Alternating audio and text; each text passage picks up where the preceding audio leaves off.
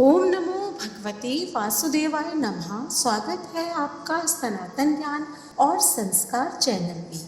पुरुषोत्तम मास महात्म्य में आज सुनेंगे व्रत के उद्यापन के नियमों के बारे में विस्तार से। तो सुनते हैं अगले अध्याय को। वाल्मीकि मुनि बोले, हे द्विजश्रेष्ठ, अब उद्यापन के पीछे व्रत के नियम का त्याग कहते हैं। वाल्मीकि मुनि बोले, संपूर्ण पापों के नाश के लिए गरुड़ ध्वज भगवान की प्रसन्नता के लिए धारण किए व्रत नियम का विधि पूर्वक त्याग कहते हैं। हे राजन, नक्त व्रत करने वाला मनुष्य समाप्ति में ब्राह्मणों को भोजन करावे और बिना मांगे जो कुछ मिल जाए उसको खाकर रहने में सुवर्ण दान करना, अमावस्या में भोजन का नियम पालन करने वाला दक्षिणा के साथ गौदान देवे और जो आंवला जल से स्नान करता है वह दही और दूध का दान देवे। हे राजन, फलों का दान करे, तेल का नियम किया है अर्थात तेल छोड़ा है तो समाप्ति में घृत दान करे और घृत का नियम किया है तो दूध का दान करे। हे राजन, धान्यों के नियम में गेहूं और शाली चावल का दान करे। हे राजन, यदि पृथ्वी पे शयन का नियम किया है तो रुई भरे हुए गद्दे और चांदनी के सहित अपने को सुख देने वाली तकिया आदि रखकर शैया का दान करे।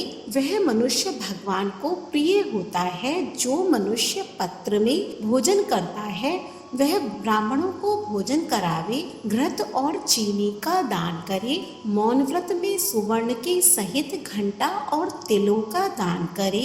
सपत्नीक ब्राह्मण को घृत युक्त पदार्थ से भोजन करावे। हे राजन, नख तथा केशों को धारण करने वाला बुद्धिमान दर्पण का दान करे। जूता का त्याग किया है तो जूते का दान करे। लवण के त्याग में अनेक प्रकार के रसों का दान करे। दीप त्याग किया है तो पात्र सहित दीपक का दान करे।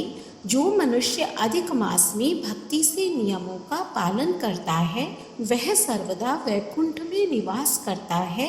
तांबे के पात्र में घृत और सुवर्ण की बत्ती रखकर दीपक का दान करें।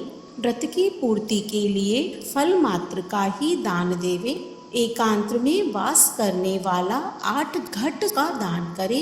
वे घट सुवर्ण के हों या मिट्टी के, उनको वस्त्र और सुवर्ण के टुकड़ों के सहित देवें और मास के अंत में छाता जूते के साथ 30 मोदक का दान करें और भार ढोने में समर्थ बैल का दान करें। इन वस्तुओं के न मिलने पर अथवा यथोक्त करने में असमर्थ होने पर, हे राजन, संपूर्ण व्रतों की सिद्धि को देने वाला ब्राह्मणों का वचन कहा गया है, अर्थात ब्राह्मण से सुफल के मिलने पर व्रत पूर्ण हो जाता है।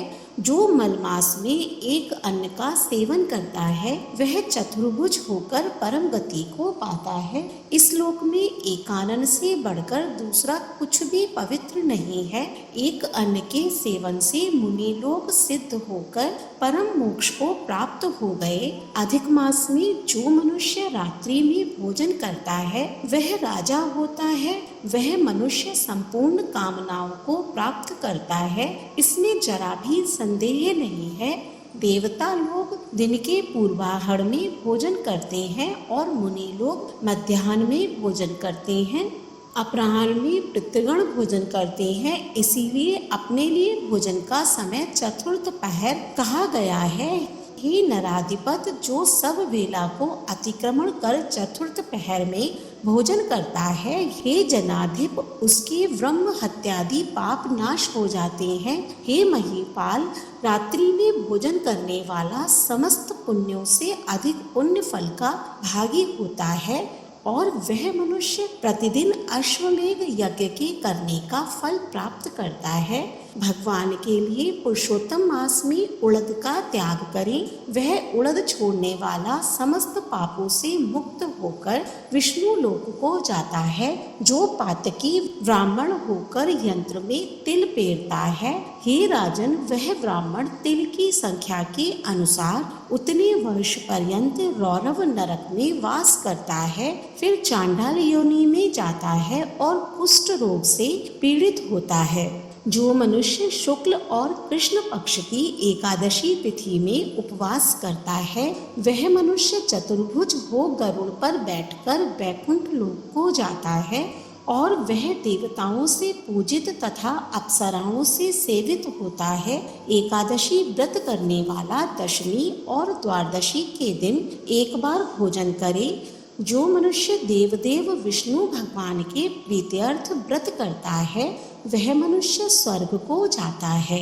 हे राजन, सर्वदा भक्ति से कुशा का मुट्ठा धारण करें, कुश मुष्टि का त्याग ना करें। जो मनुष्य कुशा से मई मूत्र कफ रुधिर को साफ करता है, वह विष्टा में कृमि योनि में जाकर वास करता है।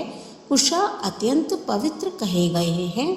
बिना कुशा की क्रिया व्यर्थ कही गई है, क्योंकि कुशा के मूल भाग में ब्रह्मा और मध्य भाग में जनार्दन वास करते हैं।